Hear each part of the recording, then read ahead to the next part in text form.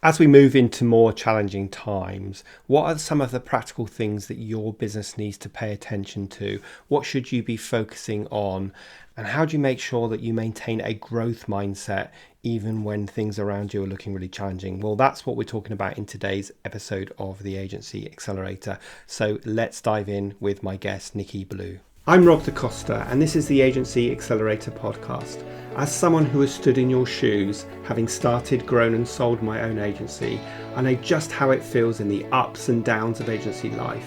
So this podcast aims to ease your journey just a little by sharing mine and my guests' experiences and advice as you navigate your way to growing a profitable, sustainable and enjoyable business.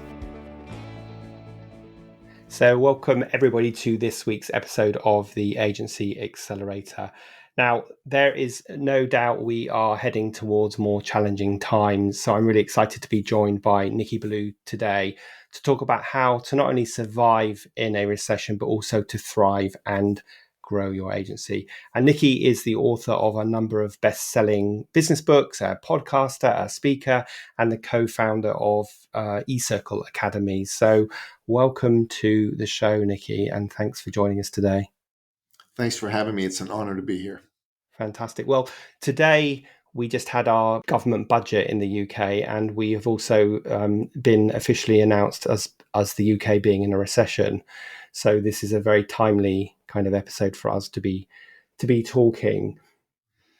So can you share with us sort of any thoughts you have on how a small business can make sure it's not only recession ready, but also can continue to grow and thrive when times are more challenging?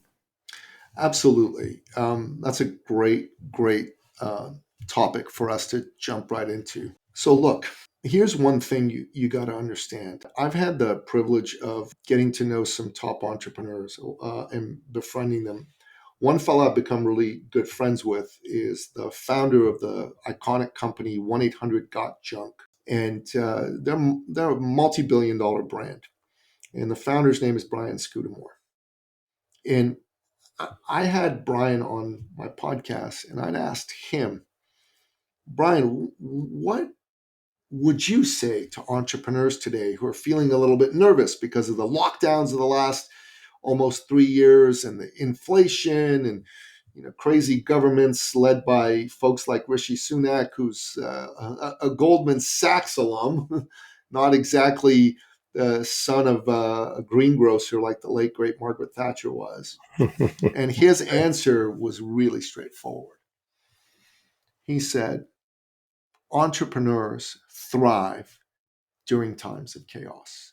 The greatest fortunes, the greatest successes in history have come from chaotic times.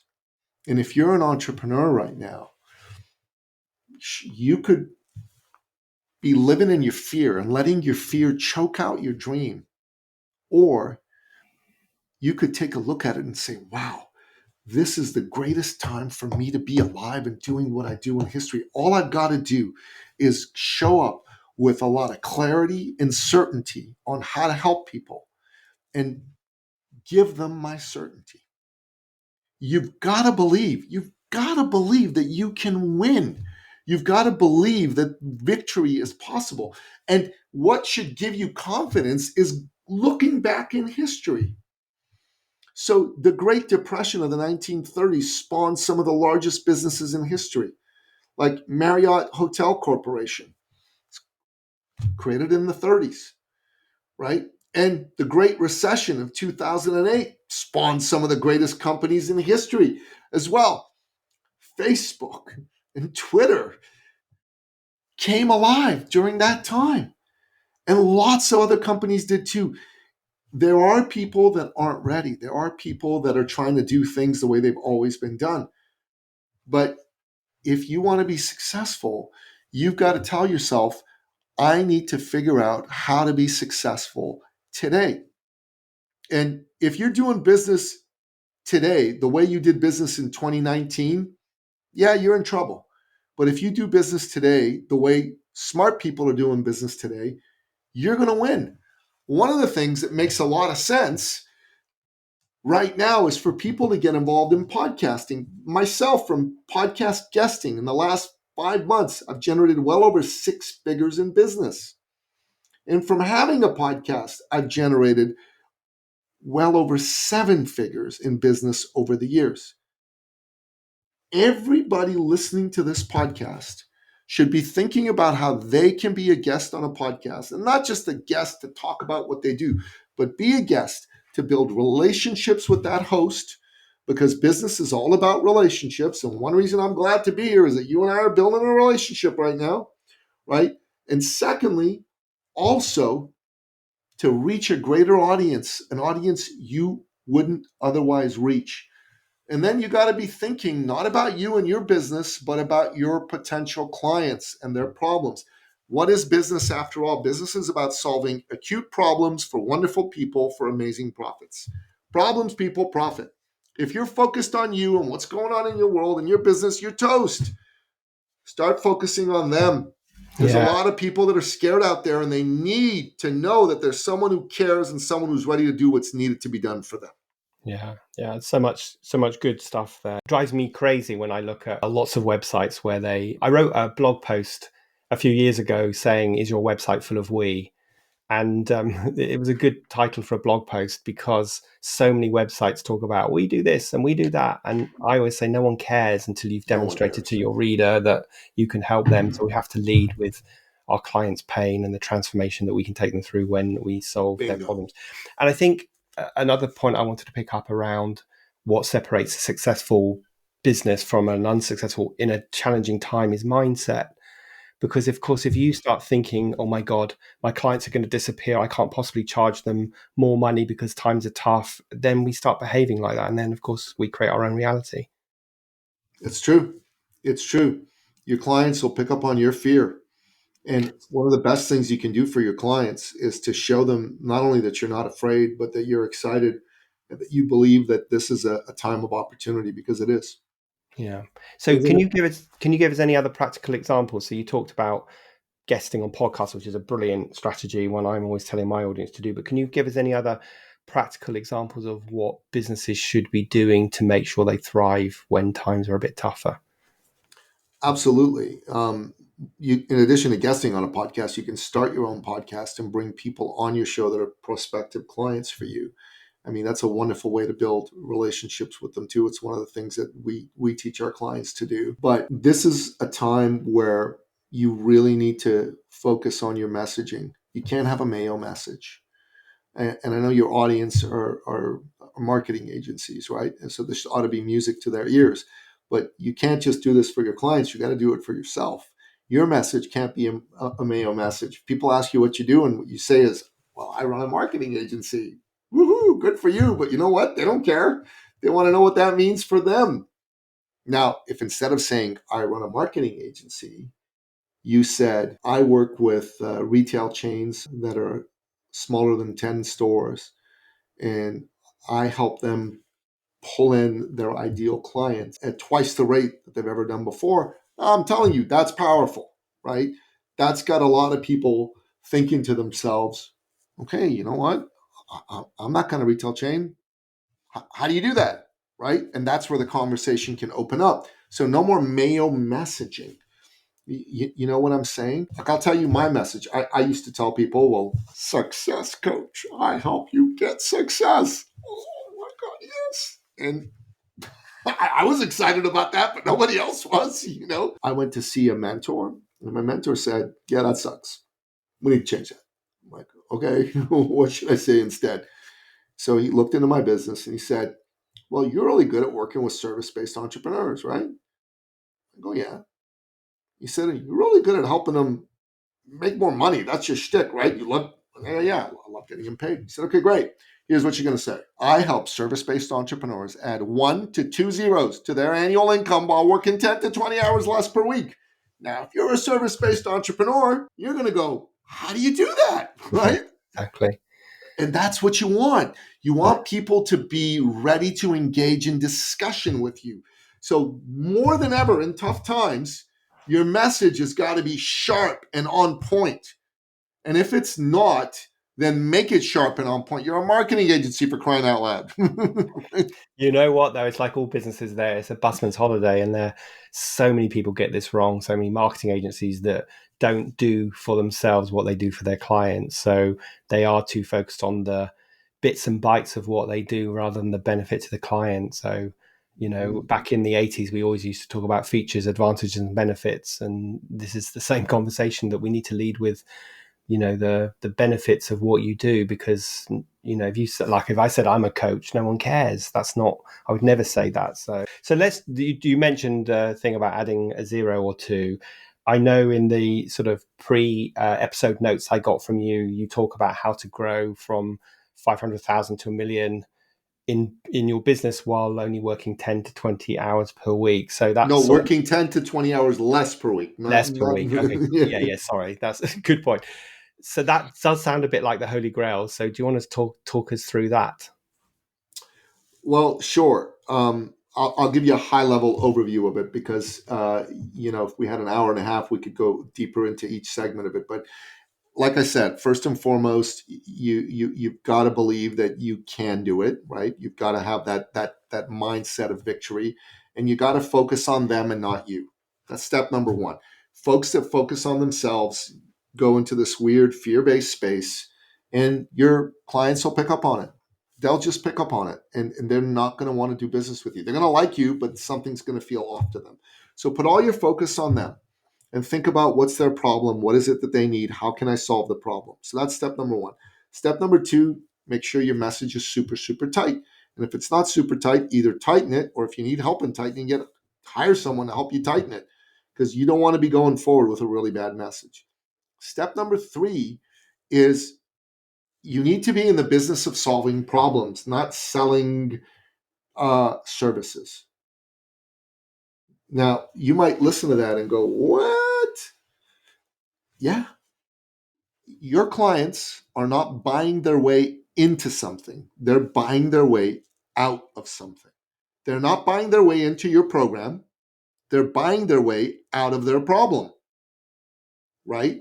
And so if you really understand that and you have all of your conversations and messaging be around how you help solve those problems, then you can charge appropriately. And you won't be thinking, I need to charge less because the market's bad, times are tough. No, you should never charge based on the market's bad, times are tough. You should be charging based on my client's got a problem. I'm going to solve their problem. It's worth this much to solve their problem. That's how you need to charge. And let me give you an example of a fellow who was a coach who did it wrong and then ended up doing it right. Okay. This gentleman was 57 at the time that we met him. He had been a senior vice president of a manufacturing concern in Canada. And anyways, he left and he decided to become an executive coach. And he was quite successful as a senior vice president. He was making well over $250,000 a year. But as a coach, he wasn't nearly as successful as he was in his corporate job. He was making 7,000, 8,000 in a good month, so quite a bit lower than he was used to making. So when he came to us, he was like, oh my God, I need to make more money. And I said, okay, great. So let's take a look at how you're doing this. So what do you do? He says, well, I do success coaching. And I'm like, oh my God, he sounds just like I used to sound, right? That's the first thing that came to my head. Okay, who do you help? Any entrepreneur. And I'm like, what? No. That's not going to work. You can't just help any entrepreneur. You need to narrow your focus. It took us a while to convince him this was a good idea. Finally, we helped him land on uh, lawyers or solicitors, as you would call them in Britain, right? Who own their own firm. So not a partner in a large firm, but a single kind of proprietor, sole proprietor firm who had at least $1 million in billing and were really interested in scaling and growing, like wanted to grow it to like 5, 10 million or more. So his message went from success coaching to I work with owner-operated law firms that are between 1 and 10 million who are looking to scale. That was his message. And then I looked at his pricing. And his pricing was based on what he thought he should charge because other coaches charge that. It worked out to $400 per month. And I was like, wait a minute, what? $400 a month? Yeah. This is ridiculous. You need to, and I said, you need to like have a program that's a year long. And I said, you should charge 50,000. He blanched. He said, I can't charge 50,000. I said, okay, let's start with 25,000. Charge 25,000. That's just, just over $2,000 a month. But I said, you charge in advance and you collect in advance because he was doing monthly. So, anyways, within 4 months, um, he was doing 20,000 a month. Within 6 months, he was doing 40,000 a month consistently. And then he grew it to 60 and he thought, it's too much work. I'm going to drop back down to 40. And he was able to get clear on his niche and he was able to get really, really clear on what the appropriate way to charge was. So charge all up front and at a much higher price point, 5 times the price point he was charging. Yeah. That's a wonderful thing. Before I let you carry on with the next points after that third point, I think that niche conversation is really important at the moment because I think when times get tough, people think the answer is to become more of a generalist because they think they can capture more of a market. And I say, no, the absolute opposite is true. Dig deep into your niche, be seen as that specialist, because of course, then you can find your audience much easier and your clients can find you, but also you can charge a premium because you're seen as the expert, not the generalist. And I think the point about charging that you were talking about is something that I beat the drum about all the time, which is taking a value selling approach or value pricing approach, not time and materials or hourly rates or, like you said, what I think I can charge because that's what I see other people charging. That should never be the way you price. It should always be what's the difference am I making for my client and how much is it worth to them. So I'm kind of completely with you. So that you've mentioned 3 points so far. So getting the mindset, focusing on the client, getting your messaging tight, solve problems, not sell services. What are the next points in this journey to reducing your hours by 10 to 20 a week and moving your revenue up? Well, I think it's important as part of this, as I said, to be charging appropriately based on values, as we discussed, and not on time and materials or hourly rate or any of that stuff. Because when you start doing that, you're able to work less, right? And if you do that, you're going to be generating a ton more money as well. So it's important to really emphasize that for folks. The other thing that you need to do if you're in a service-based business is you need to make sure that you are investing in your most important assets. And Rob, what is your most important asset? Well, your most important asset is you. Is you. You know, if you're not investing in you and in becoming better, then how can you go to your clients and ask them to do the same, to invest in themselves, to invest in the type of thing that helps them grow their business?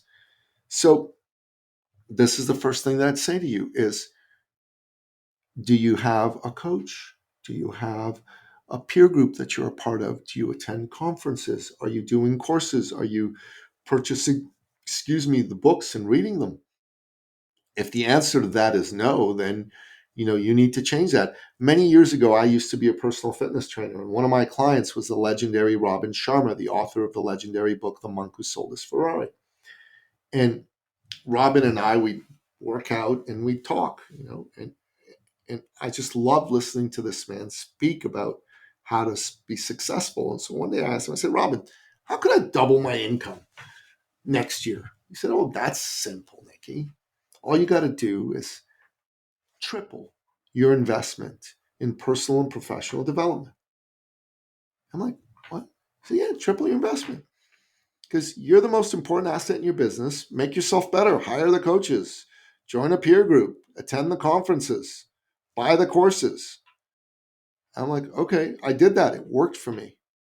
And this is a thing that I would share with all of your listeners as well is, are you working with folks that are helping you become better?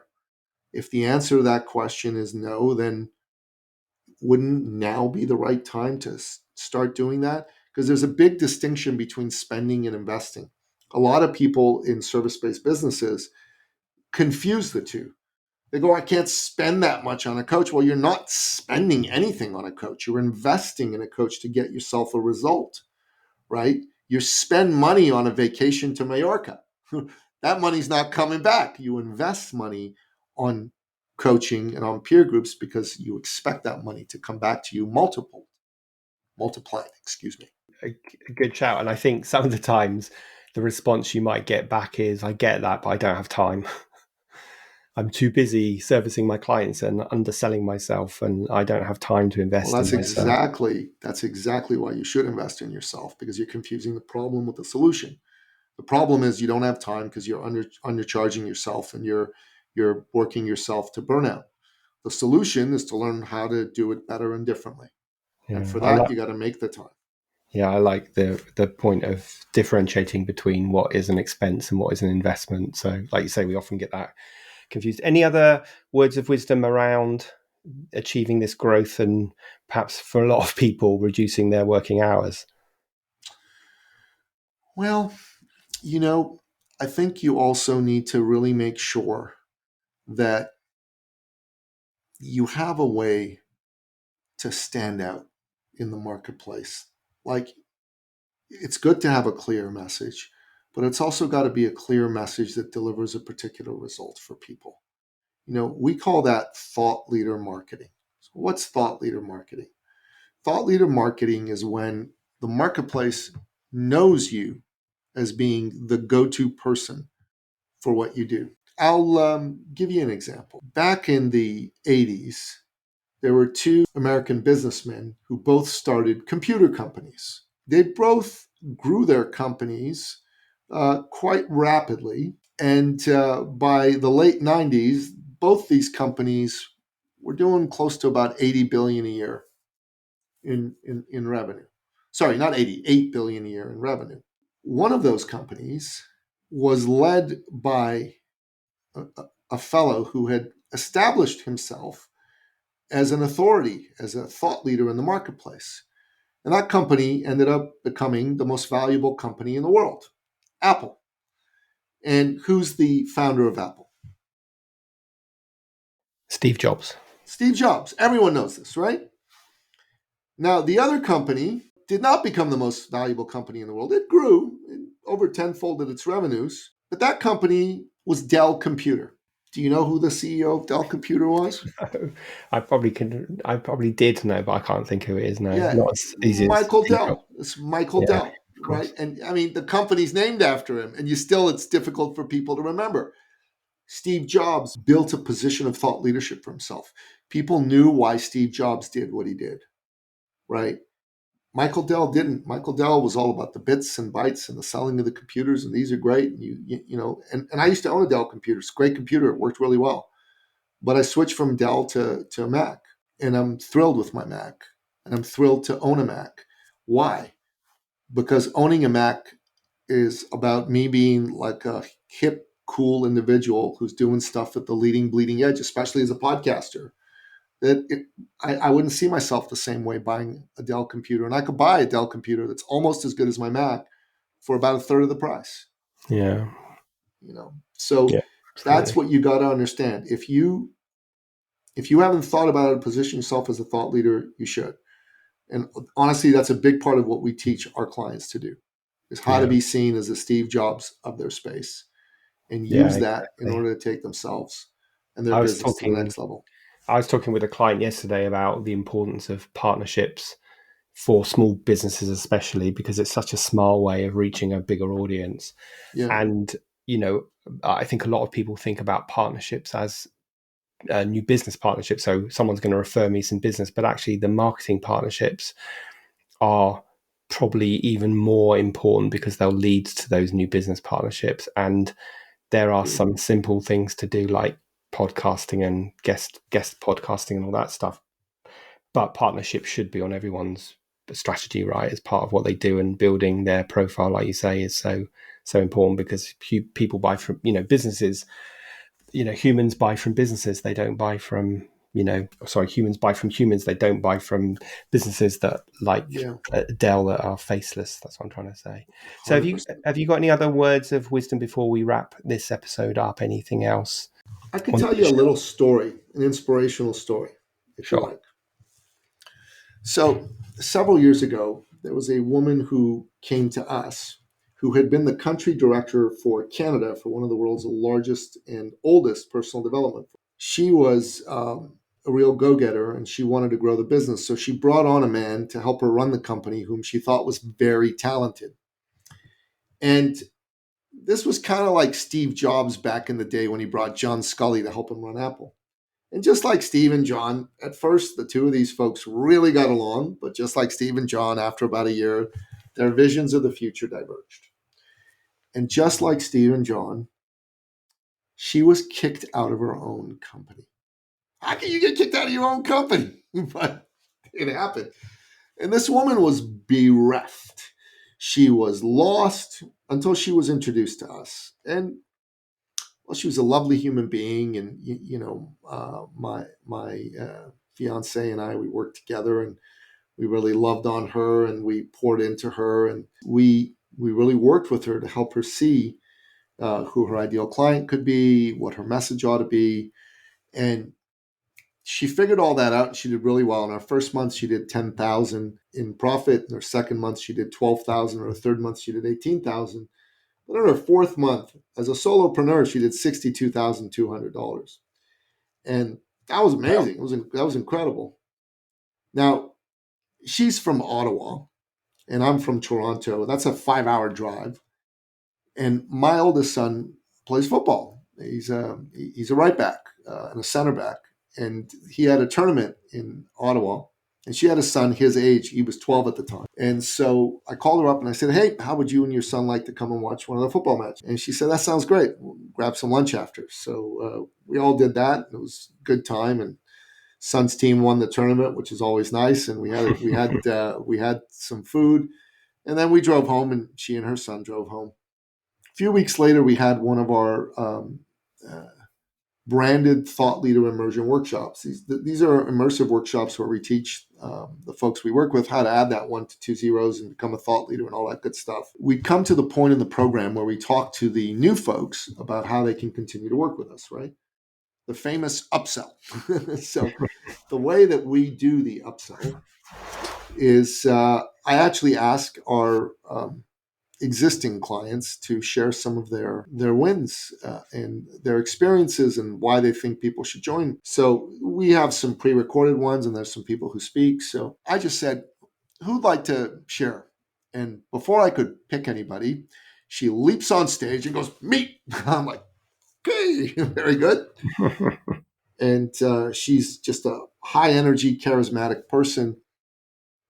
As soon as she got on stage, within a minute, she started to cry. And I mean, bawl, just tears. And I just looked at her and I panicked inside. I'm like, "What did I do wrong? Why is she crying? Oh my God." And so but I maintain a calm exterior. She turns around and looks at me and she says, "Nicky," in between her sobs and her tears, "you didn't know this, but when you and your little son came to visit me and my little son, in that inimitable way little boys do, said, 'Mommy, mommy, mommy, who are we going to go meet?'" And she said, "Oh, we're going to meet Nicky Billou and his son."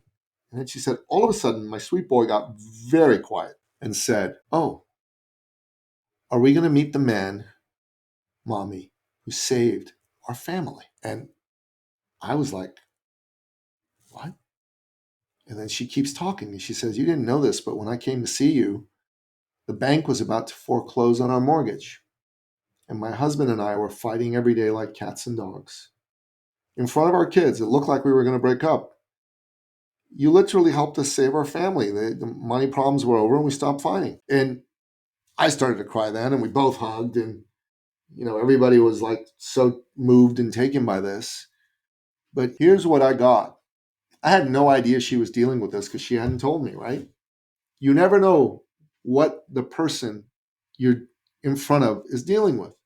And if all you're Absolutely. thinking about is business, shame on you, because that's a human being, right? And you should be thinking, how can I serve this human being? For me, I ask God to please send me more good people like her who need my help.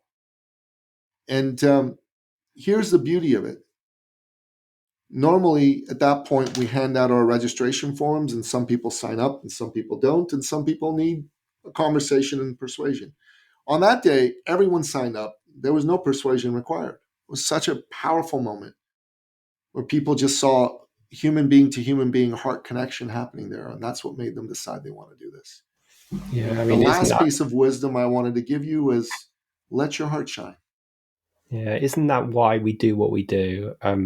We coaches do what we do because we want to make an impact in the world and on people, and that's a great example of absolutely achieving that. So thank you for sharing that. My pleasure. Just before we wrap things up, Nicky, I just want to ask you the question that I ask all my guests, which is if you could go back in time and give your younger self, just starting out in business, a piece of advice, what would it be? Start sooner, talk to more people, and never be afraid of asking for the business. Yeah, good advice. And if people want to find out more about you and your business, where would they go? Well, I've got a podcast called The Thought Leader Revolution. Check that out. And I've got a website called eCircleacademy.com. Got all kinds of free resources there. And if they're a business owner and they want to have a conversation about some of the topics we talked about today, or maybe they're stuck a little bit, or maybe they're feeling a little fearful and they just want somebody to give them some belief they could borrow for a while, I've got a link to jump on a call with me. It's eCircleacademy.com/appointment. We've got a bit of a screening tool there, a form we ask you to fill out just to make sure you're a serious business owner. But as long as all that checks out, please, I'd look forward to having a call with you. Great. Well, we'll share all those links in the show notes. And I just want to say a big thank you for joining us today and sharing your wisdom. Thanks again, and we'll speak to you soon. Thank you for having me. It was a pleasure and an honor.